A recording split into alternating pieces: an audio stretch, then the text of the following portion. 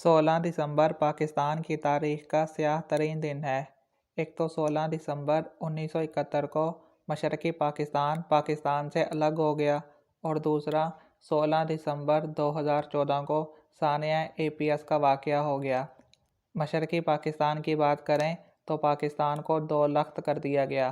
पाकिस्तान का एक अहम तरीन हिस्सा पाकिस्तान से काट दिया गया। इसमें दुश्मनों ने भी अपना हिस्सा डाला, और कुछ मीर सादिक और मीर जाफ़िर भी थे अपनी सफ़ों में। उन्होंने भी गहरे वार किए।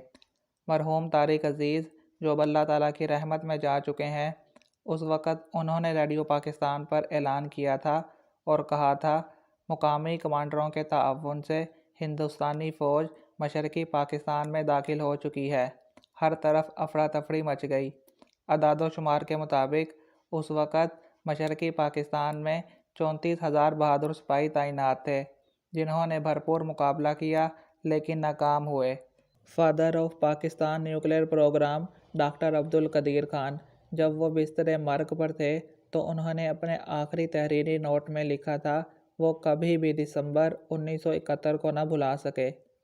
सानिया APS का दिलखराश वाक़या जो 2014 में हुआ था, उसकी आखिरी GIT रिपोर्ट 2019 में आई थी। GIT रिपोर्ट में लिखा था, सानिया पेशावर सिक्योरिटी की नाकामी नहीं था। रिपोर्ट में लिखा था, जब अपना खून ही धोखा दे जाए, जब दुश्मन घर में ही बैठा हो, तो इस किस्म के वाक़यात कोई भी एजेंसी नहीं रोक सकती।